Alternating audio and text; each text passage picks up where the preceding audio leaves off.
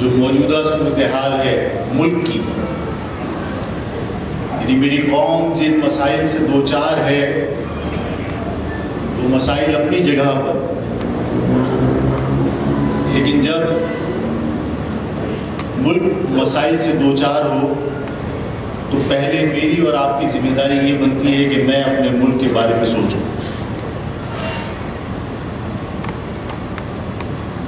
ہماری افواج نے جو بھارت میں جارحیت کی تھی، پہلے تو تحمل کا مظاہرہ کیا، لیکن جب اس تحمل کو پاکستان کی کمزوری سمجھا گیا تو پاکستان کی ایئر فورس نے سبق سکھانے کے لیے جو کچھ کیا وہ ایک تاریخ ہے، اور پاکستان کی افواج نے بھارت کا غرور خاک میں ملا دیا۔ آج بھارت اپنے زخموں کو چاٹ رہا ہے اور اس کا بس نہیں چلتا کہ وہ پاکستان کے خلاف کچھ کر سکے۔ ان حالات میں ظاہر ہے کہ ہماری نگاہ سے وہ بیانات بھی گزرے ہیں جس میں پاکستان کو دھمکیاں دیں بھارت کے فوجی افسران نے، اور ظاہر ہے کہ انہیں معلوم تھا کہ ان دھمکیوں سے پاکستان مروب نہیں ہوگا اور پاکستان تمام سازشوں کا مقابلہ کرنے کی صلاحیت رکھتا ہے۔ میرا اپنا ماننا یہ ہے کہ کوئی بھی فوج جس کے پیچھے اس کی عوام اس کی پشت پر موجود ہو، اسے شکست دینا ممکن نہیں ہوتا۔ آج پاکستان کی عوام ظاہر ہے کہ جو حالات ہیں، میرے اپنی فوج ظاہر ہے اگر بھارت کی فوج مجھ پہ ظلم کرے تو وہ تو اس کی ذمہ داری بنتی ہے، تو ظاہر ہے میں بھارت سے تو شکایت نہیں کر سکتا۔ یہ فوج کیونکہ میری ہے، یہ فوج کیونکہ آپ کی ہے، تو فوج کے کسی بھی عمل سے اگر مجھے تکلیف ہوگی تو میرا شکوہ بنتا ہے۔ اس شہر میں، اس ملک میں جن لوگوں کو تمام انٹیلیجنس نے خود کرپٹ ثابت کیا تھا، نیب جیسے ادارے بنا کر ان میں مقدمات دائر کیے تھے، اور پھر یہ قدرت حاصل رہنے کے باوجود کہ اس پاکستان میں انتخابی نتائج ہمیشہ سے انجینئرڈ بنے اور انتخابی نتائج تبدیل کرنے کی قدرت ہونے کے باوجود اگر کرپٹ لوگ ہمارے سروں پر مسلط کیے گئے تو میرا شکوہ بنتا ہے۔ اگر جینون لیڈرشپ کو اس ملک سے، اس شہر سے، سندھ کے شہری علاقوں سے اسمبلی میں جانے سے طاقت کے ذریعے روکا اور پپٹ نمائندوں کو آپ فارم 47 کے ذریعے اسمبلیوں میں لے گئے تو میرا شکوہ تو بنتا ہے۔ پیپلز پارٹی جس کے بارے میں 20 سال سے اداروں کا بھی یہ دعویٰ رہا ہے، سیاسی پارٹیوں کا بھی یہ دعویٰ رہا ہے، جرنلزم بھی اپنے ذمہ داریاں نبھاتے ہوئے یہ بتاتا رہا ہے کہ پیپلز پارٹی کرپٹ ترین حکومت چلاتی رہی ہے، کرپٹ ترین پولیٹیکل پارٹی ہے۔ اس کے باوجود اگر فارم 47 بنانے والوں نے، جن کو یہ قدرت حاصل تھی کہ وہ جس کو چاہے اسمبلی میں جانے سے روک دیں اور جس کو چاہے اسمبلی میں پہنچا دیں، تو پھر اس کے باوجود اگر پیپلز پارٹی جو کرپٹ ترین گورنمنٹ تھی، کرپٹ ترین پولیٹیکل پارٹی تھی، وہ اگر آج اقتدار میں ہے تو میرا شکوہ تو بنتا ہے کہ جب تمہیں یہ قدرت حاصل تھی کہ جسے چاہو اسمبلی میں پہنچاؤ، جسے چاہو اسمبلی میں جانے سے روک دو، تو آج بدترین کرپٹ پولیٹیکل پارٹی ہمارے سروں پر مسلط کیوں کی؟ میرا شکوہ تو بنتا ہے. لیکن ان تمام شکووں کے باوجود اس ساری صورتحال میں کہ بھارت اپنے زخموں کو چاٹ رہا ہے اور بھارت خود مقابلہ نہیں کر سکتا، تو پراکسی پر اتر آیا اور اس نے افغانستان کے اندر اپنی پوری طاقت، پوری صلاحیتیں اور پورے وسائل جھونک دی، اور افغانستان کو جو ہمارا برادر اسلامی ملک تھا اس کو ہمارے خلاف جارحیت کے لیے استعمال کیا. پاکستان کی افواج نے بہترین جواب دیا، اور میں تمام شکووں کے باوجود آج اپنی افواج کو اس بات کا یقین دلاتا ہوں کہ تم ہمارے ہو، یہ فوج ہماری ہے. آج اگر کوئی بیرونی جارحیت اس ملک کے خلاف ہوگی اور پاکستان کی افواج کوئی بھی فیصلہ کریں گے تو پاکستان کی عوام اس کی پشت پر موجود رہیں گے، اور پاکستان کی افواج جب پیچھے مڑ کے دیکھے گی، پاکستان کی افواج پاکستان کی عوام کو، غیور عوام کو، بہادر عوام کو، اس پاکستان سے محبت کرنے والے حب الوطن عوام کو اپنی پشت پر پائیں گے. آج ہم پاکستان کی افواج کو اپنی بھرپور حمایت کا یقین دلاتے ہیں. آج ایک اور نئی جو تبدیلی آئی ہے، ہم ایک طویل عرصے سے کہتے رہے کہ تم لاکھوں افغانیوں کو یہاں لا کر پناہ دے سکتے ہو جنہوں نے کبھی تمہیں تسلیم نہیں کیا، جنہوں نے کبھی پاکستان کو تسلیم نہیں کیا. تاریخ ہے، ظاہر شاہ بادشاہ نہیں تسلیم کیا. طالبان کی حکومت بنی جو آپ کی پپٹ گورنمنٹ تھی، آپ نے اسے تسلیم کیا اور اس نے آپ کو تسلیم کیا. اس کے علاوہ کبھی افغانستان نے پاکستان کو تسلیم نہیں کیا.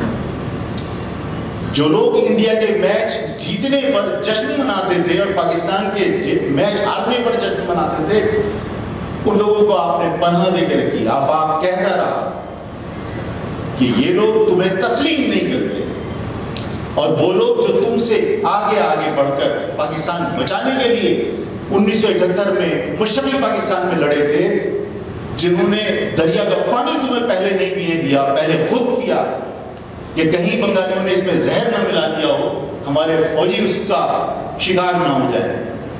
گلی سے اگر باہر نکلنا ہوتا تھا تو پہلے خود نکلتے تھے کہ کہیں کوئی ایمبوش نہ کرے، میری فوج کے جوان سلامت رہیں، پہلے ہم اپنی جان ہتھیلی پر رکھ کر باہر نکلیں گے.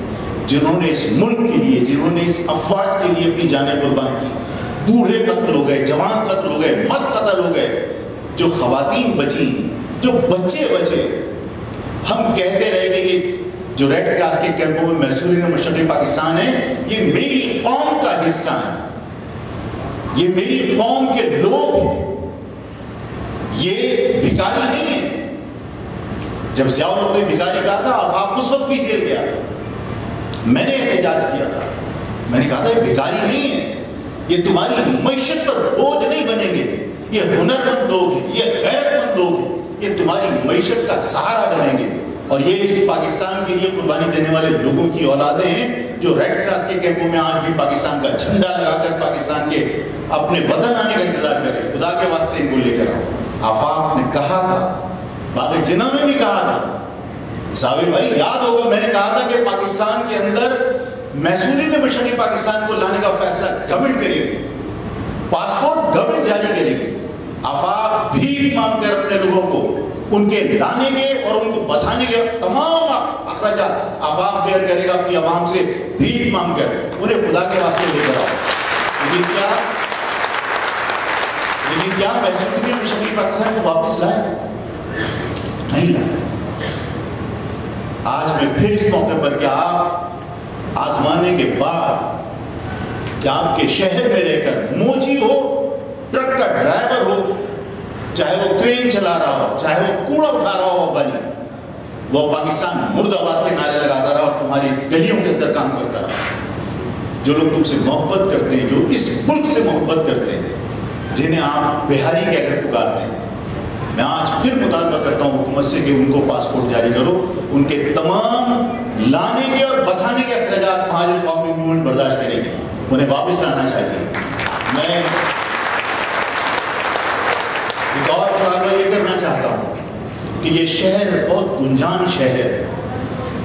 یہاں کبھی کوئی دھرنا دے کے بیٹھا ہوتا ہے, کبھی کسی کو سیاسی جلسے کرنے ہوتے ہیں, کبھی کسی کو احتجاجی ریلیاں نکالنی ہوتی ہیں, کبھی کسی کو فلسطین کی حمایت کے اندر جو ہے وہ شارع فیصل بند کرنا ہوتا ہے. میں حکومت سے مطالبہ کرتا ہوں کہ افغان بستی جو خالی کروائی گئی ہے وہ لینڈ گریبرز کے حوالے کرنے کی بجائے ہائیڈ پارک کی طرز پر وہاں پر بہت بڑا پارک سرکاری سرپرستیاں بنایا جائے, جہاں مختلف پارٹیاں بیک وقت کوئی دھرنا دینا چاہتی ہے تو دھرنا دے, کوئی احتجاج کرنا چاہتا ہے احتجاج کرے. اس شہر سے باہر تمام پولیٹیکل ایکٹیویٹی کے لیے افغان بستی کو جو ہے وہ ایک ہائیڈ پارک کی طرز پہ پارک میں تبدیل کیا جائے. یہ ہونا چاہیے. وہاں سندھی قبضہ کرنے کے لیے باقاعدہ اعلانات مساجد سے کر رہے ہیں. اس شہر میں کوٹ آباد اسکیم سرکاری سرپرستی میں چلائی جاتی ہے. جہاں چاہتے ہیں جا کے قبضہ کر کے کوٹ آباد, اور اس کو کوٹ آباد کی سند سے گورنمنٹ جاری کرتی ہے. یہ شہر لاوارثوں کی طرح لوٹا جا رہا ہے. اس شہر پر قبضے کیے جا رہے ہیں. اس شہر کے لوگوں کو تعلیم سے دور کرنے کے لیے باقاعدہ ایک منصوبہ بندی کے تحت باقاعدہ انتخاب اس کے جو امتحان کے نتائج ہوتے ہیں انہیں خراب کیا جاتا ہے. آپ کو حیرت ہوگی, مطلب میں نے کئی جگہ پر یہ کہا کہ یار جن لوگوں کو یہ نہیں معلوم ہوتا کہ کالج کے سے آتا ہے یا سی سے آتا ہے یا کمپیوٹر سی سے آتا ہے یا کے سے آتا ہے, وہ لڑکا تھا کہ لوگوں کا رزلٹ کمپیوٹر سائنس میں 74% ہے. اور جن کے بچے باقاعدہ, جن کے ماں باپ اپنے گھر کے برتن بیچ کر, اپنے زیور بیچ کر یہ سمجھتے ہیں کہ تعلیم ضروری ہے اور وہ محنت کرتے ہیں اپنے بچوں کے اوپر, اور وہ بچے پڑھنے کے باوجود ان کا رزلٹ 34% آ رہا ہے, 47% آ رہا ہے. لڑکانہ کا 74%.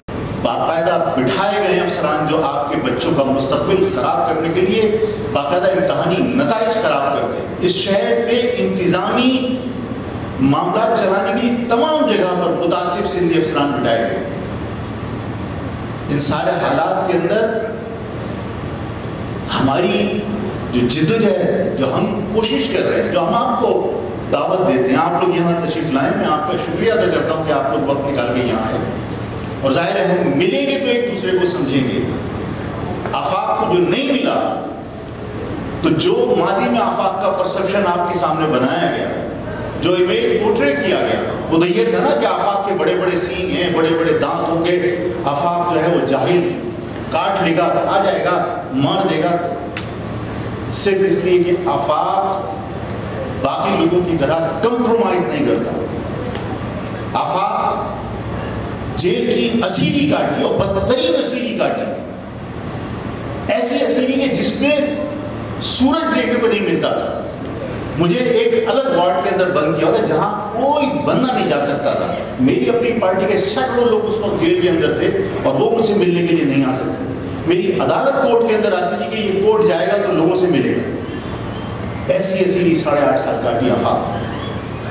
اور آفاق نے جب یہ 8.5 سال اسیری کاٹی تو لوگ اس امید کے اوپر آفاق پہ جھوٹے مقدمات بنا کے بیٹھے تھے, چاہے وہ ایجنسیاں ہوں, چاہے وہ ہمارے سیاسی مخالفین ہوں, کہ آج آفاق ٹوٹ جائے گا. سال گزر گئے, اب آفاق ٹوٹ جائے گا. 2 سال گزر گئے, اب آفاق بکھر جائے گا, ٹوٹ جائے گا, تھک جائے گا. آفاق کی رگوں میں مہاجر باپ کا خون. آفاق فلیکسیبل ہے. آفاق فلیکسیبل ضرور ہے. آفاق فلیکسیبل ضرور ہے, بغیرت نہیں ہے. بغیرتی میں اور فلیکسیبلٹی میں فرق ہوتا ہے. آپ اپنے لوگوں کے ساتھ مشاورت کے ساتھ لچک پیدا کر سکتے ہو. کوئی بدماش سمجھ کے آپ کو کہے اپنی شناخت سے دربردار ہو جاؤ, تو آفاق اپنی قوم کی پیٹھ میں چھرا گھونپنے والا نہیں ہے. آفاق کو نہ ہار کی پرواہ ہے, نہ جیت کا غم, جیت کی خوشی. آفاق کو اس بات پر فخر کرتا ہے کہ آفاق نے برے سے برا وقت کاٹا. لوگ آتے تھے, کوئی خریدنے والا آتا تھا, کوئی دھمکانے والا آتا تھا، لوگ کہتے تھے کہ آفاق کیا پتھر کا بنا ہے، کیوں بات نہیں مانتا ان کی، کیوں اپنے آپ کو مشکل میں ڈالا ہوا ہے، کیوں جیل کی اسیری تو برداشت کر رہا ہے. لوگ آ کے مجھے سمجھاتے تھے. میں کہتا تھا کہ اگر میں اپنی کمٹمنٹ سے اور اپنی قوم سے کی ہوئی کمٹمنٹ سے پھر جاؤں اور مجھے رہائی مل بھی جائے تو اس آزادی کو میں کیا چاہوں گا؟ جب میرا ضمیر مجھے ذلیل کرے گا، میں اس مہاجر لفظ سے وڈرا کر کے اگر اسیری ختم کر بھی دی تو اس مہاجر نام پر جن لوگوں نے اپنے ثبوت قربان کیے تھے، اور میں اور الطاف ہم سب گلیوں میں مشترکہ طور پر جاتے تھے. صابر بھائی، ہم نے جا کر گلیوں میں ماؤں بہنوں سے یہ کہا تھا کہ ہمیں ایک ایک بیٹا چاہیے. مہاجر نام پر ایک ایک بیٹا مانگا تھا. کسی اور نے جنازے اٹھائے یا نہیں اٹھائے، آفاق ان جنازوں میں بھی شریک ہوا تھا جس کے اندر مائیں روتے ہوئے بھی یہ کہہ رہی تھی کہ اگر اور بیٹے بھی مہاجر نام پر قربان کرنے پڑے تو کریں گے. بوڑھا باپ ناتوا کاندھوں پر اپنے جنازے اٹھانے اس عزم کے ساتھ اپنے بیٹے کو سپرد خاک کر رہا تھا کہ اگر مہاجر نام پر مزید بیٹے قربان کرنے پڑے تو کریں گے. ہم نے جب APMSO بنائی تو ہم فخر سے کہتے تھے میں سر سید کا شعور ہوں،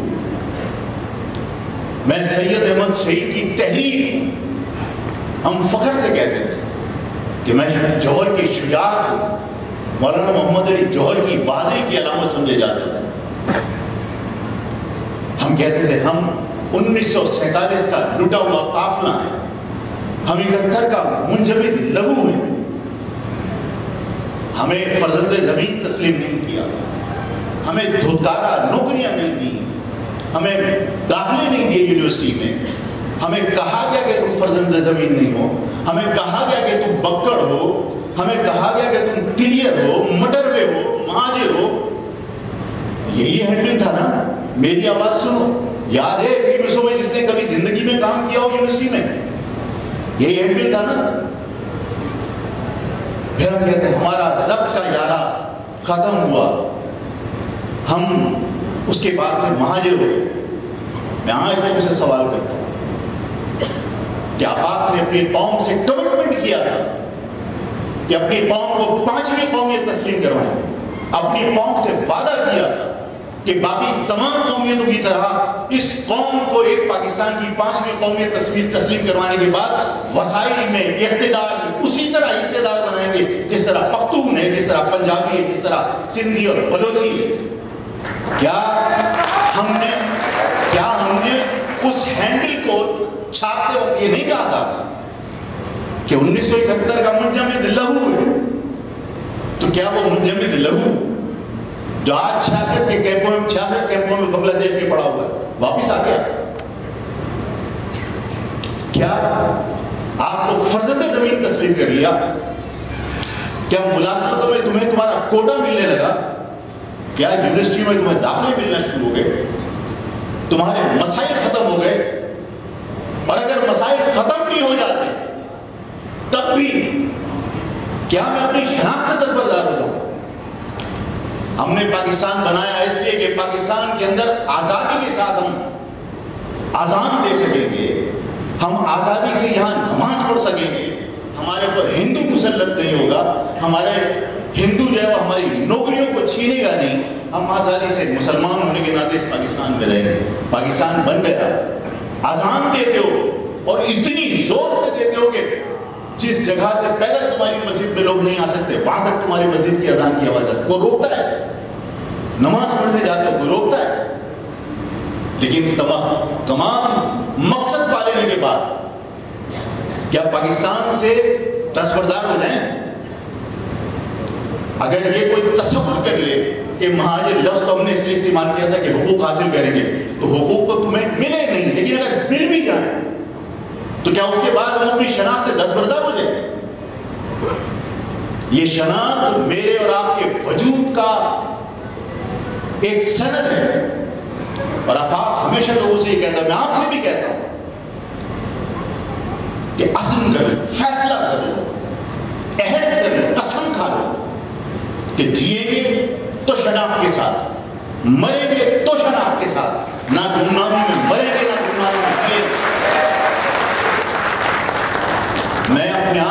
جب تک اپنی قوم سے نہیں جوڑوں گا. اور آج قوم سے جوڑنا بہت ضروری ہے. آپ 100 لوگوں کی نشست کے اندر اگر کوئی ایک غیر مہاجر بیٹھا ہے وہ آپ سے اردو میں بات کرتا رہے اور ایک اس کی زبان والا آ گیا بغیرتی کے ساتھ, ڈھٹائی کے ساتھ, بے شرمی کے ساتھ, وہ تمہاری اردو کو چھوڑ کر اسی زبان میں بات کرے گا جس زبان کا وہ کون سا تعلق رکھتا ہے. اسے کیا آپ عصبیت نہیں سمجھتے؟ اور اس عصبیت کا جو آپ کے ساتھ روا رکھی جا رہی ہے, آپ کیا سمجھتے ہیں کہ اس عصبیت کا مقابلہ آپ کسی اور چیز سے کر سکتے ہیں؟ ہم کیوں کہتے تھے لوہے کو لوہا کاٹتا ہے, زہر کا تریاق زہر ہے. اگر زہر کا تریاق زہر ہے, اگر لوہے کو لوہا کاٹتا ہے, تو پھر اس عصبیت کا اینٹیڈوٹ کیا ہو سکتا ہے, اس کا تریاق کیا ہو سکتا ہے کہ تم عصبیت کرتے رہو. میں لکھنؤ کا بن کے کہتا ہوں اب کیسے پھر کر کے دیکھ. نہیں, ایسا آپ نہیں چل سکتا. اگر میرے ساتھ تمام قومیتیں بھائیوں کی بجائے متعصبانہ رویہ رکھتی ہیں تو مجھے یہ حق حاصل ہے کہ میں اپنی قوم کے ساتھ محبت کا اظہار کروں. اور اگر مجھے کہیں کوئی موقع ملتا ہے کہ میں کسی کو فائدہ پہنچا سکتا ہوں تو پہلا شخص جو مجھ سے فائدہ اٹھا سکتا ہے وہ میری قوم کا مہاجر ہونا چاہیے, کوئی دوسرا نہیں ہونا چاہیے.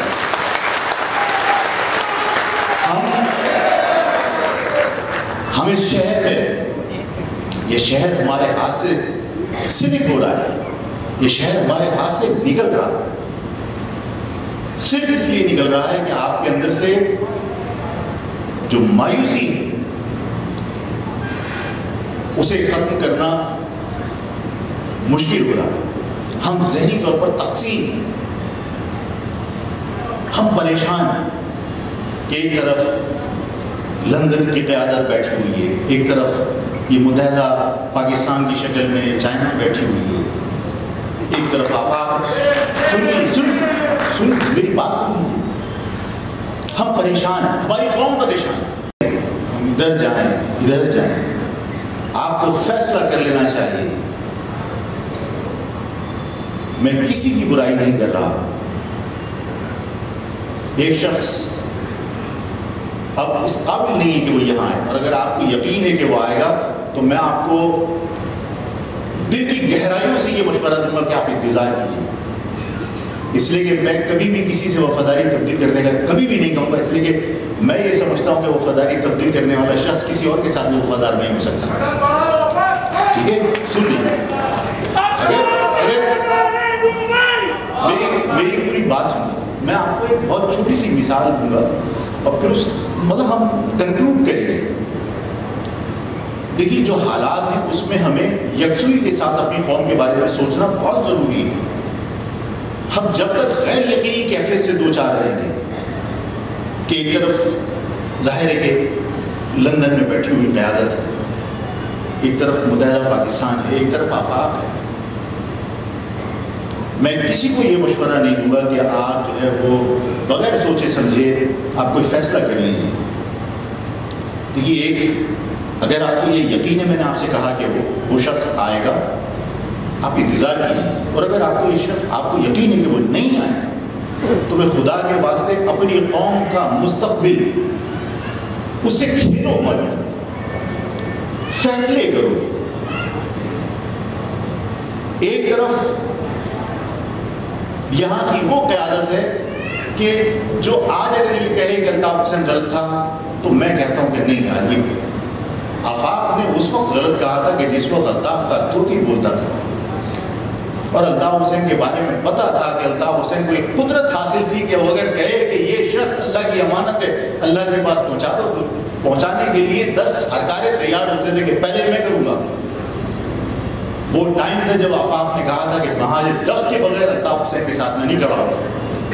وہ نظریاتی اختلاف تھا, ذاتی اختلاف نہیں تھا. میں نے الطاف حسین کی شخصیت کو کبھی متنازع بنانے کی کوشش نہیں کی, نظریاتی اختلاف تھا.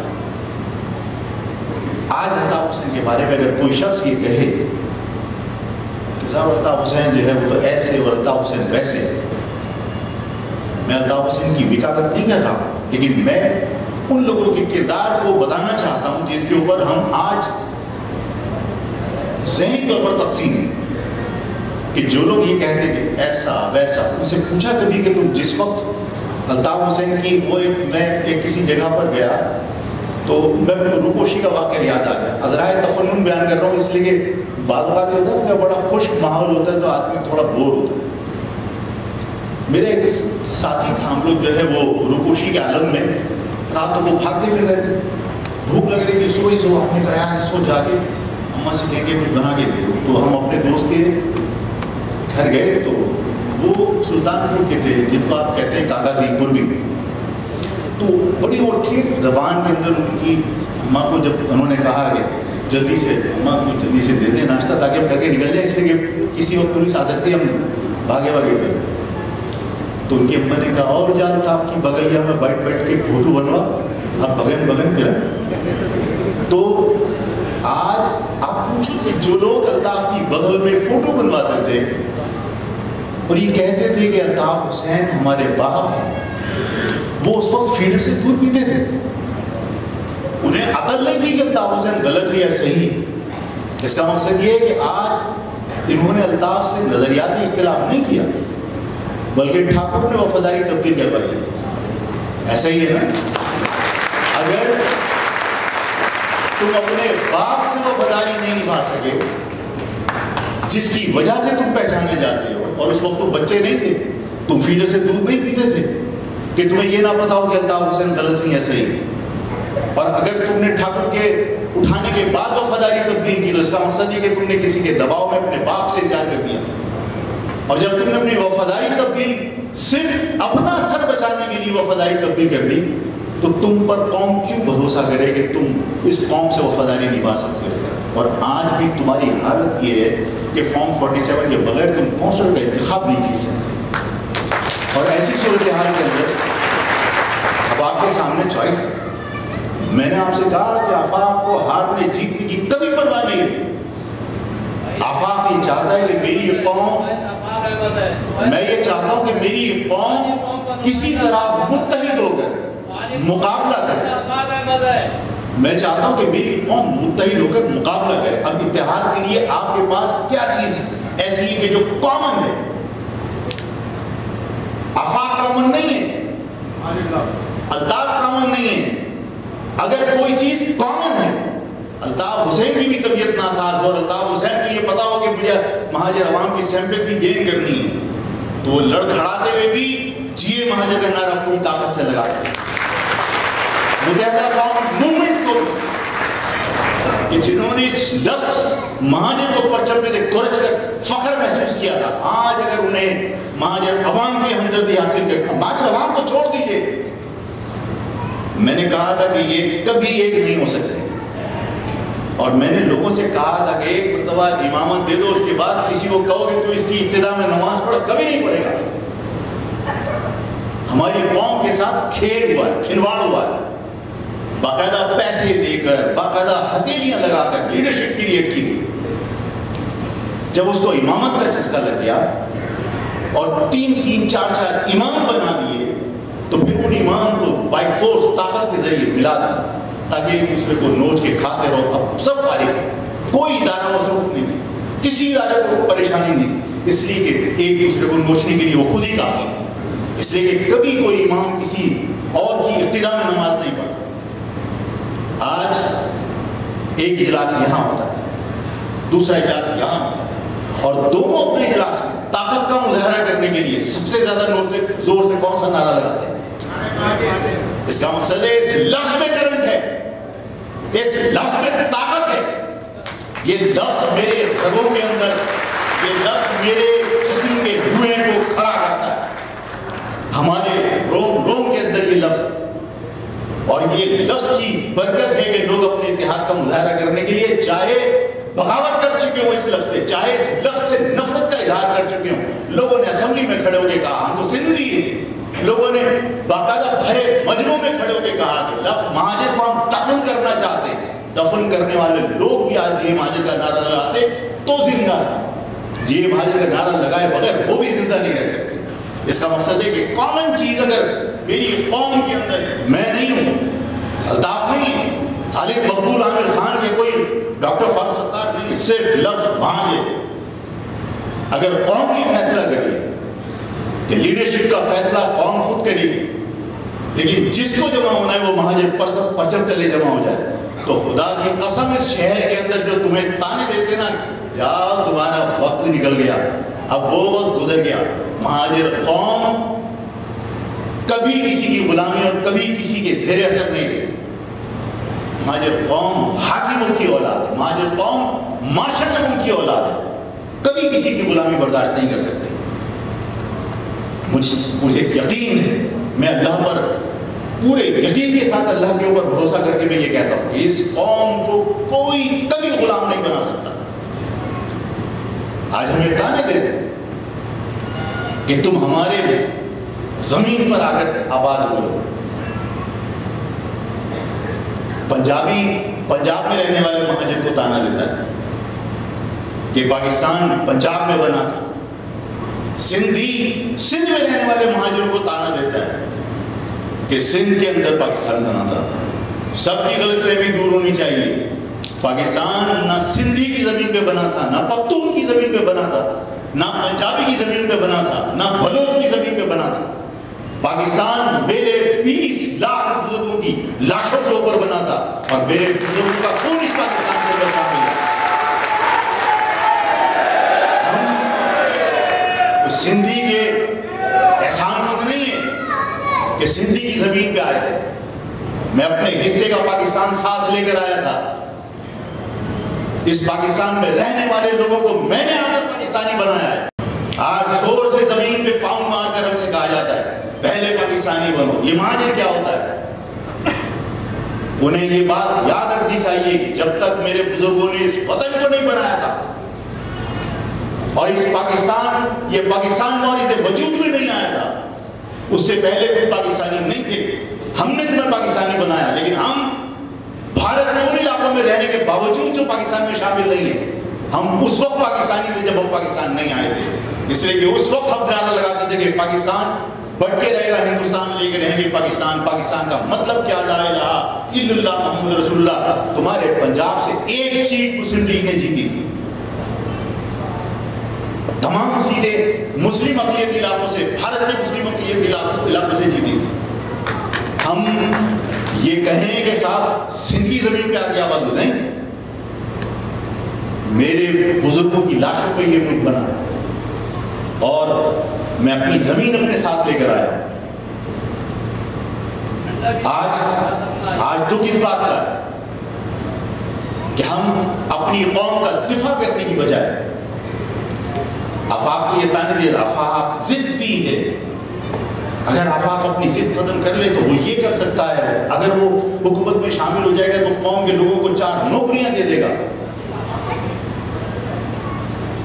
نوکریاں امپورٹنٹ نہیں ہیں، شناخت اور وجود امپورٹنٹ ہے. اپنا وجود کھو کر، اپنی شناخت کھو کر اگر 4 ملازمتیں لے بھی لی تو کیا لی؟ اور ملازمت لینا کچھ ضروری ہے کیا؟ اس پاکستان کے اندر کیا چھولے بیچ کر لوگ پیسے نہیں کماتے؟ اس پاکستان میں مزدوری کر کے لوگ پیسے نہیں کماتے، لوگ ٹیوشن پڑھ کے پیسے نہیں کماتے، لوگ اپنا کاروبار کر کے پیسے نہیں کماتے. کیا پرائیویٹ نوکریاں نہیں کرتے؟ ہم غلامی کرنے کی بجائے میں لوگوں سے کہتا ہوں اور دکھ کے ساتھ کہتا ہوں کہ ہم لڑنے سے گریز کرتے ہیں.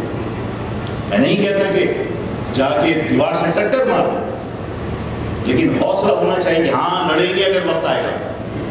لیکن اگر ہم یہ فخریہ کہیں کہ میں تو ایسے کر کے نکل گیا تھا اور بھائی ہاتھ پاؤں بچاؤ، ابھی حالات ایسے نہیں. ہم اپنی قوم کے لیے اگر کسی جگہ کھڑے نہ ہو سکے، اپنی قوم کے لیے حق اور سچ کہہ نہ سکے، کوئی جیل جانے سے ڈرے، کوئی FIR سے ڈرے، کوئی یہ کہے کہ ارے براور میں جو بندہ بیٹھا تھا وہ فلاں کے رابطے میں رہے جس کے وہ مخبر ہے، کہ تمہاری گلیوں میں مخبر سارا گھومتا کیسے، اس کی جرت کیسے؟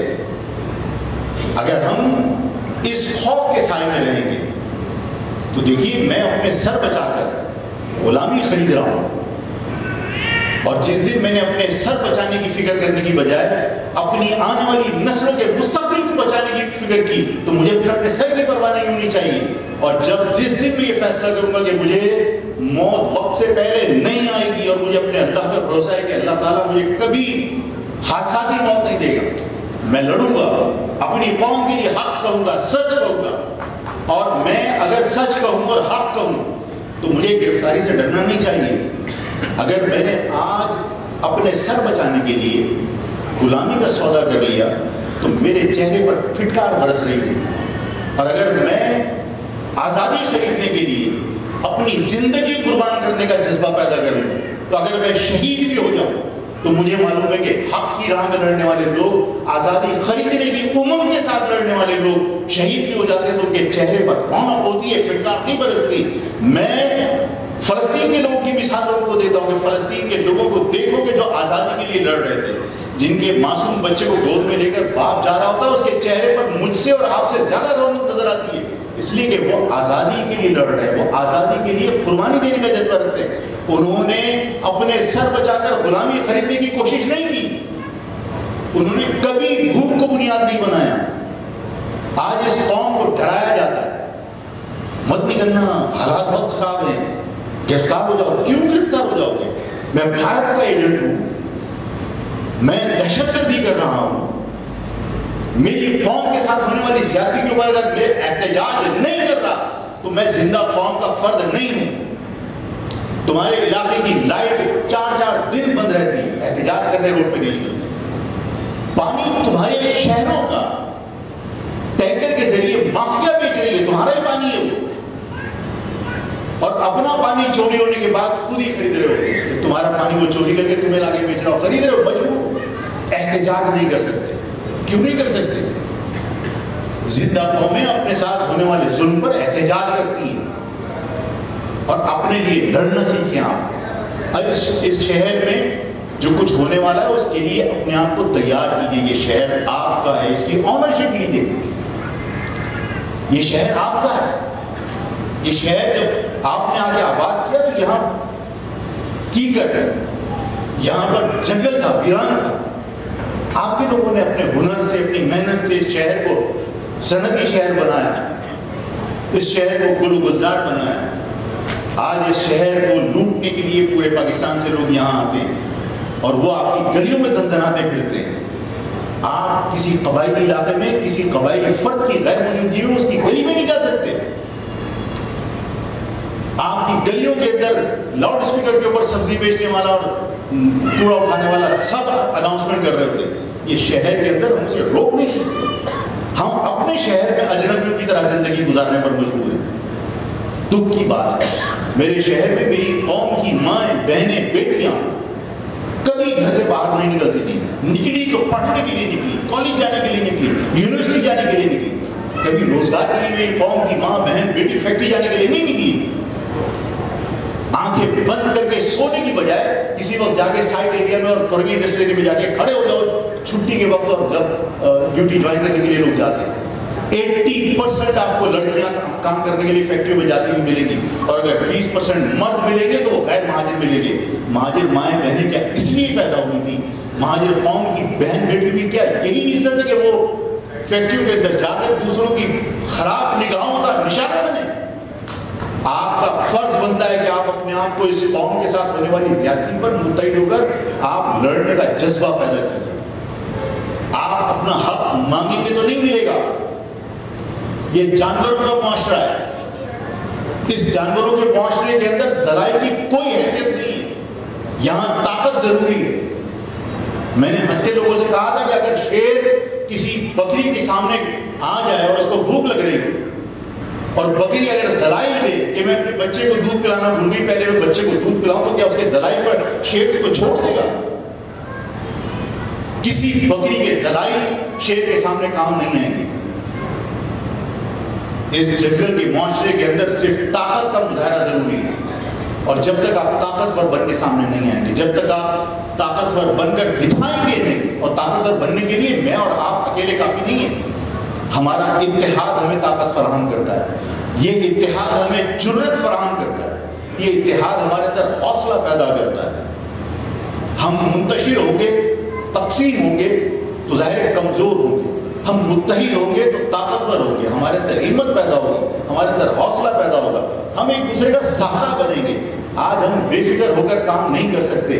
ماضی کے اندر 1986 کے اندر کسی پریشانی کے اندر ہم اپنی آبادی دیکھ کر جہاں چاہتے تھے داخل ہو جاتے تھے، ہر دروازہ کھلا ہوتا تھا. آج اپنے گلی کے اندر آپ کو غیر محفوظ آپ تصور کرتے ہیں، کسی غیر کے علاقے سے چلے جاتے ہیں، صرف اس لیے کہ ہم تقسیم ہیں. میری مخبری کرنے کے لیے چائنا موجود ہے، چائنا کی مخبری کرنے کے لیے کوئی اور موجود ہے. ہم ایک دوسرے کے خلاف کام کرنے کی بجائے ہم فیصلہ کر لیں، ہم انہیں بھی مجبور کریں اور یہ سکھائیں کہ تم غلطی پر ہو. میں ایک واقعہ سنا کے چیزوں کو کنکلوڈ کرنا چاہوں گا. ایک تو میں آپ کو یہ بتانا چاہتا ہوں کہ اپنی، میں نے اگر کہا ہے اپنے، اگر تم یہ سمجھتے ہو کہ آفاق کوئی لالچ آپ سے نہیں ہے اور اپنے بھائی کو یہ سمجھتے ہو کہ وہ صحیح مشورہ دے رہا ہے، اس کے پاس اطلاعات ہوں گی، تو میری بات پر 100% عمل کرنا. آپس میں چاہے کتنے اختلافات ہوں، اتحاد کی بنیاد کہاں سے ہونی چاہیے؟ اتحاد کی بنیاد کہاں سے ہونی چاہیے؟ اپنے گھر سے. ایک بات کا جواب آپ خود تلاش کیجیے گا. ہم اپنے اپنے گریبانوں میں جھانک کر دیکھیں. میں آج لانڈی کے مکان میں رہنے کے باوجود کروڑ پتی ہوں. وہ میں کروڑ پتی اس لیے ہوں کہ میرے والد کا مکان آج میں ارن کر کے پرسنلی ایک مکان نہیں بنا سکا.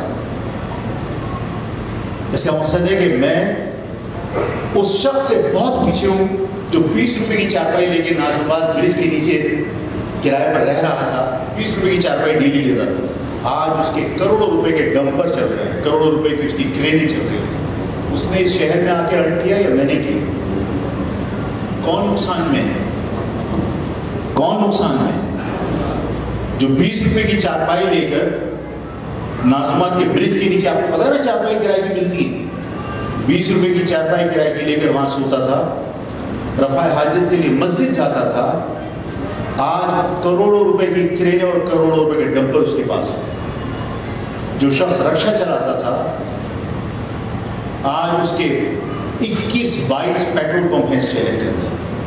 آفاق کروڑ پتی اس لیے کہ آفاق کے والد نے چند ہزار میں سرکاری کوارٹر خریدا ہوگا جو آج 2.5 کروڑ روپے کا آفاق کروڑ پتی ہے. میں نے کیا ارن کیا؟ اسی طریقے سے آپ اپنے گریبان میں جھانک کر دیکھیے کہ آپ نے کیا ارن کیا. ہم اپنی باپ کی جائیداد کو سنبھالنے کی بجائے کہ میں کچھ نہیں کر سکا تو میں اپنے باپ کی جائیداد کو تو سنبھال کے رکھوں. بہویں آنے کے بعد ہم فوراً کہتے ہیں بھائی میں مجبور ہوں، ساتھ نہیں رہ سکتا، اب مکان بیچ کے میرا حصہ دے دو. اگر اس 2.5 کروڑ کو 7 بہن بھائی میرے خاندان کی تقسیم کریں تو میرے حصے میں جو آئے گا میں جا کے خداداد کیا ہے وہ خدا کی بستی اورنگی ٹاؤن میں، یہ سرجانی ٹاؤن کو لوں گا یا کورنگی میں ریاض روڈ پہ جا کے مکان لوں گا جہاں پہ چرچ موبائل سب موجود ہوں گے. میرے بچوں کی تربیت اچھی ہو پائے گا. مجھے اپنی باپ کی جائیداد تقسیم کرنی چاہیے یا ہم آپس میں محبت کے ساتھ ایک جگہ رہنا چاہیے؟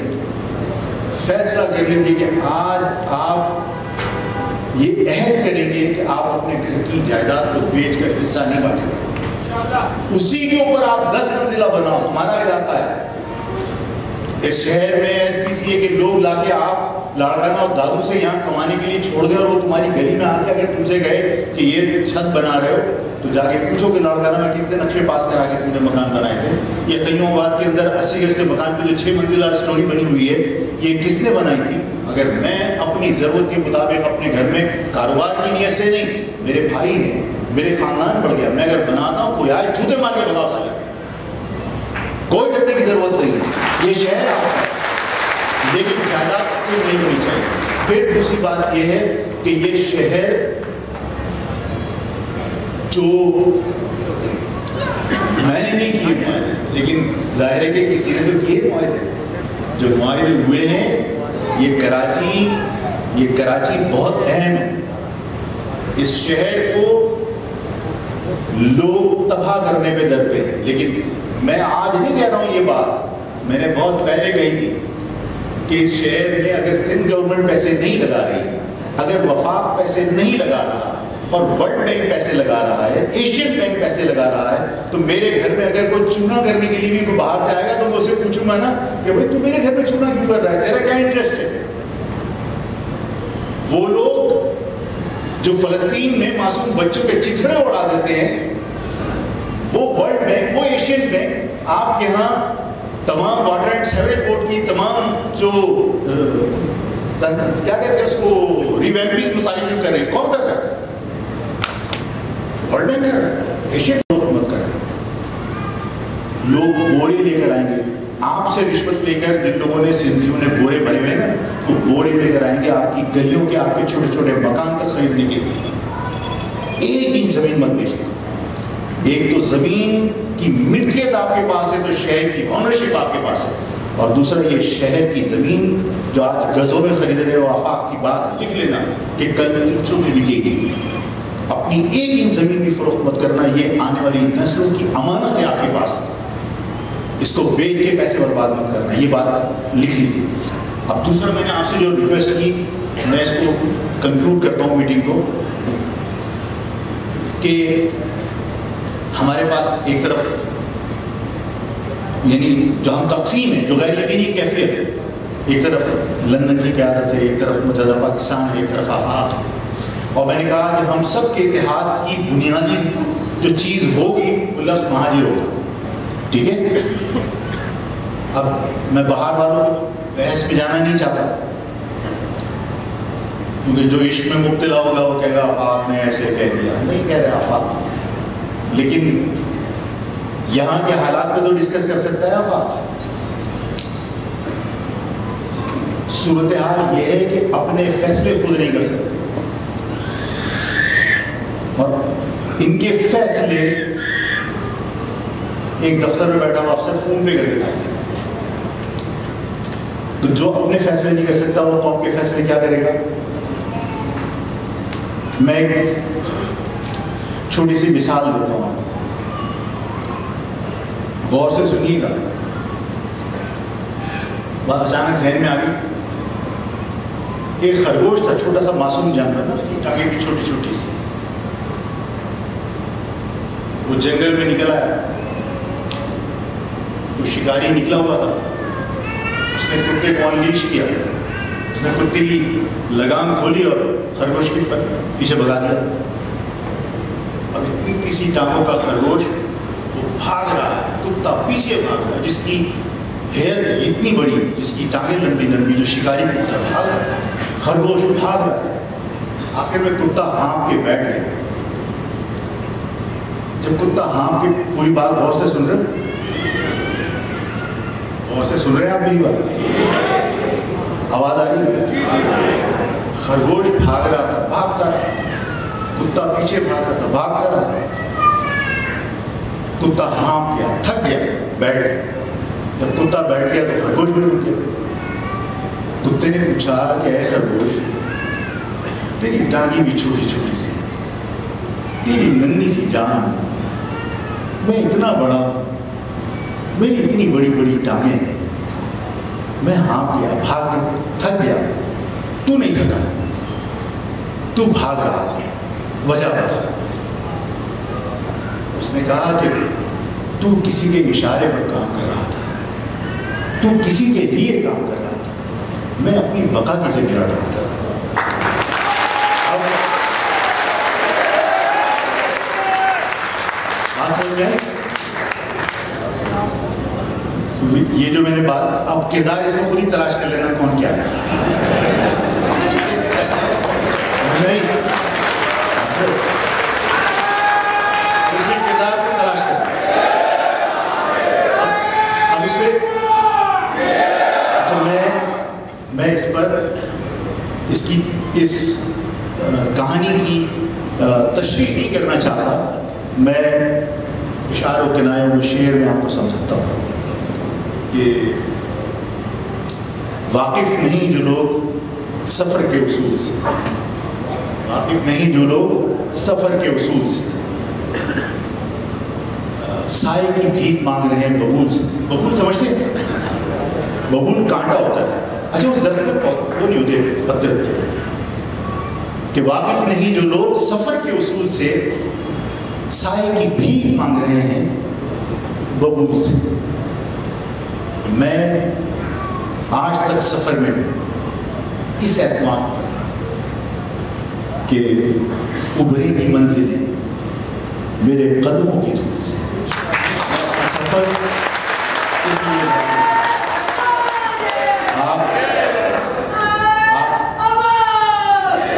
آپ سب لوگ اپنے آپ کو تیار کیجیے کہ میں نہ اپنی قوم کو تقسیم ہونے دوں گا، نہ اپنی قوم کی وراثت. یہ فیصلہ آپ کا ہونا چاہیے، یہ فیصلہ قوم کا ہونا چاہیے.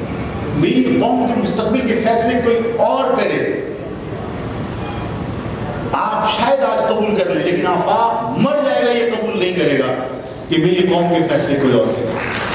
آپ کو معلوم ہے کہ آپ کے شہر کے اندر یہ نعرے لگ رہے ہیں کراچی صوبہ بننا چاہیے، کراچی صوبہ بن جائے گا تو مسائل. آپ میں سے بھی بہت سارے لوگوں کو یہ پتہ نہیں ہوگا کہ اس کا فائدہ ہوگا یا نقصان. کراچی صوبہ بن جانا چاہیے. میری قوم کو تیسری مرتبہ تقسیم کرنے کی سازش کی جا رہی ہے. اور میں نے یہ کہا تھا کہ کراچی صوبے کا نعرہ یہ پنجابی اشرافیہ کا نعرہ ہے، ہمارا نہیں ہے. اس سے ہمارا کوئی تعلق نہیں ہے. میں اپنی قوم کو اور اپنی قوم کے وراثت کو تقسیم نہیں ہونے دوں گا. میری قوم یہاں سے سکھر تک رہتی ہے، میری قوم لاڑکانہ میں بھی رہتی ہے، میری قوم شہدادپور میں بھی رہتی ہے، میری قوم شاہپور چاکر میں بھی رہتی ہے، میری قوم ٹنڈو عیار میرپور خاص میں بھی رہتی ہے، ٹنڈو آدم میں بھی رہتی ہے. میں کس طرح اپنی قوم کو لاوارث چھوڑ کر تقسیم کر دوں کہ کراچی کے اوپر صوبہ بنا لو باقی گئے بھاڑ میں. نہیں، میری قوم یہاں سے سکھر تک آباد ہے. اور سندھ کے شہری علاقوں کو بھٹو نے لکیر کھینچی تھی، میں نے نہیں کھینچی تھی. کہ یہ سندھ کے شہری علاقے ہیں اور یہ سندھ کے دیہی علاقے ہیں. سندھ کے شہری علاقوں میں اردو بولنے والے لوگ آباد ہیں، مہاجر آباد ہیں. سندھ کے دیہی علاقوں میں سندھی آباد ہے. اگر سندھ کے شہری علاقوں کے اندر یہاں سے سکھر تک مہاجر آباد ہے تو نہ میں مہاجر قوم کے ایک فرد کو تقسیم ہونے دوں گا، نہ اس کی وراثت تقسیم ہونے دوں گا. اس کی جو جائیداد ہے وہ اس کی جائیداد ہے. تو اب اگر اس قوم کی تقسیم کو روکنا ہے تو جو فیصلے کرنے والے لوگ ہیں انہیں یہ بتانا پڑے گا کہ میری قوم کے فیصلے میں کروں گا، میری قوم کی مائیں کریں گی، بہنیں کریں گی، میری قوم کے بزرگ کریں گے. میری قوم کا فیصلہ کوئی غیر کر نہیں سکتا. اور قوم کے کسی فیصلے کے اندر غیر شامل ہوگا تو ہم سے برداشت نہیں کریں گے. میری قوم کے فیصلے مستقبل کے ہم نے خود کرنے. اپنے اتحاد کا مظاہرہ کرو، اپنی طاقت کا مظاہرہ کرو. اور میں نے جس طرح آپ کو کہا کہ آپ کے سامنے چوائسز ہیں، یہ بھی ہے، یہ بھی ہے، یہ بھی ہے. ایک چیز کامن ہے، لفظ مہاجر. آپ کو فیصلہ کرنا ہے کہ لفظ مہاجر کو وقتی طور پر کون استعمال کرتا رہا ہے اور کس نے اپنی جان کے ساتھ اس کو سلامت رکھنے کی کوشش کی، پرچم کو تھام کے رکھا ہے. کس نے جیلیں کاٹی، کیوں کاٹی.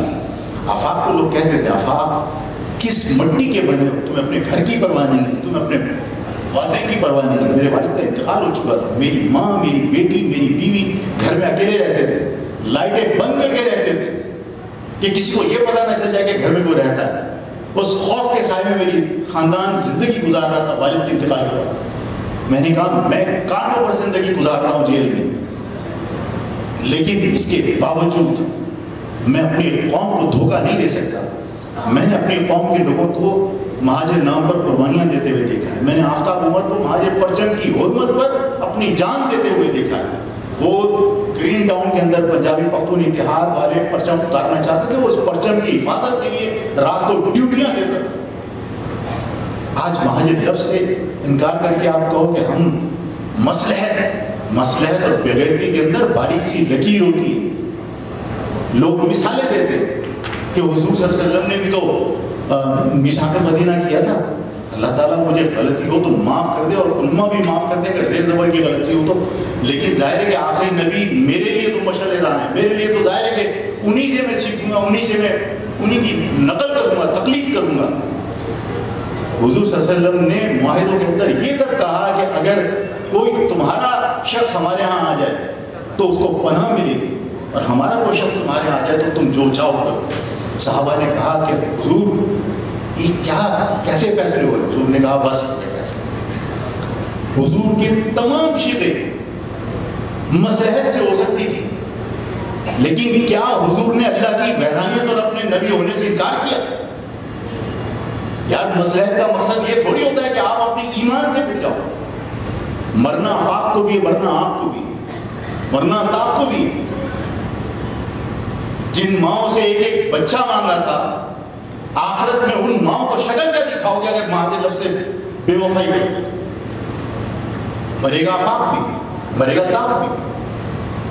آفاق ایمان بیچ کر مرے گا تو اس کے گھر والے بھی لعنت بھیجیں گے۔ آفاق ایمان کے ساتھ مرے گا تو دنیا عزت کرے گی، اس لیے کہ آفاق ایمان بیچ کر مرنا نہیں چاہتا، آفاق کسی کو دھوکہ دے کر مرنا نہیں چاہتا، آفاق اپنی جان بچانے کے لیے اپنی قوم کو آگ میں نہیں دھکیل سکتا۔ لوگ کہتے ہیں تمہاری قوم نے تمہیں کیا دیا؟ میں کہتا ہوں قوم سے مانگنے کے لیے آفاق نہیں آیا تھا، آفاق الطاف کے ساتھ اور الطاف آفاق کے ساتھ قوم کو کچھ دینے کے لیے آئے تھے۔ ہم اپنی قوم کو دے کیا سکے اب تک؟ آج بھی جس معاہدے کی وجہ سے کامران پسوری گورنر ہے نا، وہ معاہدہ بھی رئیس ہمروی، شاہ احمد درانی، پروفیسر غفور نے کیا تھا ذوالفقار علی بھٹو کے ساتھ۔ آج بھی ڈپٹی کمشنر اگر سندھی لگتا ہے اور کمشنر اگر مہاجر ہوتا ہے تو اس معاہدے کی وجہ سے ہوتا ہے جو لسانی معاہدہ شاہ احمد درانی نے کیا تھا۔ میں نے الطاف نے، باقی لوگوں نے اس قوم کو دیا کیا ہے کہ میں قوم کے بارے میں مجھ سے کوئی کہے کہ قوم نے تمہیں دیا کیا؟ ہم نے اپنی قوم کو کیا دیا؟ ہم اپنی قوم کو نہیں دے سکے کچھ۔ ہم اپنی زندگی اس قوم پر قربان کرنے کو تیار ہیں۔ ہم چاہتے ہیں کہ ہم اپنی قوم کو کچھ دے کر مریں، اس لیے کہ آنے والی نسلیں، میں نہیں چاہتا کہ اندھیرے میں رہیں، میں نہیں چاہتا کہ میری آنے والی نسلیں سندھیوں کے غلام ہوں، میں نہیں چاہتا کہ میری قوم کے بچے کسی اور قوم کے غلام ہوں۔ میری قوم کے بچوں کو پتہ ہونا چاہیے کہ ہمارے جو بزرگ گزرے، جو ہمارے اسلاف، وہ لڑنے والے لوگ تھے، وہ موت سے گھبرانے والے لوگ نہیں تھے، وہ جیل کی سلاخوں سے ڈرنے والے لوگ نہیں تھے۔ آفاق کو ڈر لگتا تو اس 8.5 سال کے بعد دوبارہ ڈمبر کے اوپر سخت بات نہیں کرتا، مصلحتاً بات کرتا، لگی لگی بات کرتا۔ آفاق نے کلیئر بات کی تھی کہ اس شہر کے اندر میرے بچوں کو روندنے والوں کو اس شہر میں داخلے پر پابندی ہونی چاہیے، گورنمنٹ نہیں روک رہی تو تم روکو۔ اور آفاق نے یہ کہہ کر کہا تھا کہ آفاق تمہیں حکم دے رہا ہے کہ اپنے بچوں کی جان بچانے کے لیے جو کر سکتے ہو کرو۔ آفاق لگی لپٹی بات نہیں کرتا۔ آفاق آج بھی آپ سے کہہ رہا ہے اس شہر میں، اس شہر پر قبضہ کرنے کی کوشش کی جائے گی، اسی سال کی جائے گی، لکھ لو۔ یہ ثابت کرنے کی کوشش کی جائے گی کہ یہ شہر تمہارا نہیں ہے۔ اپنے آپ کو ذہنی طور پر، جسمانی طور پر، مالی طور پر مضبوط کرو کہ تمہیں یہ ثابت کرنا پڑے کہ یہ شہر تمہارا ہے، تو ایک مرتبہ ایسے ثابت کرو جیسے 1986 میں تم نے ثابت کیا تھا کہ یہ شہر تمہارا ہے۔ ماں بھی باہر، بیٹی بھی باہر ہوگی، بچی بھی باہر ہوگی، بچے بھی باہر ہوں گے، آپ بھی باہر ہوں گے، میں بھی اپنی نسلوں کے ساتھ باہر ہوں۔ یہ شہر کے اندر باہر نکل کر یہ بتانا پڑے گا کہ یہ شہر میرا ہے۔ باہر سے بسیں بھر کر لا کر یہ شہر کسی کا نہیں ہو سکتا۔ یہ شہر یہاں کے رہنے والوں کا شہر ہے، اور اس شہر میں باہر سے آ کے غنڈہ گردی کرنے والوں کو آفاق نے پہلے بھی کہا تھا یہ تم یہاں کمانے کے لیے آتے ہو، بھائی بن کے رہو۔ کسی نے باپ بننے کی کوشش کی تو اس شہر کا ہر نوجوان باپ نہیں کیا۔ آپ سب کا بہت بہت شکریہ ادا کرتا ہوں کہ آپ یہاں تشریف لائے، اور سب چیزیں اپنی جگہ پر ہیں۔ آنکھ میں آنکھیں ڈال کے جینا سیکھو، نظریں چھپا کر ہم اپنے آپ کو کمزور ثابت نہ کریں۔ مجھ سے جیل میں جب لوگ آتے تھے، لوگ کہتے تھے کہ آفاق کہیں پر کمزور بن کے بات نہیں کرتا۔ آفاق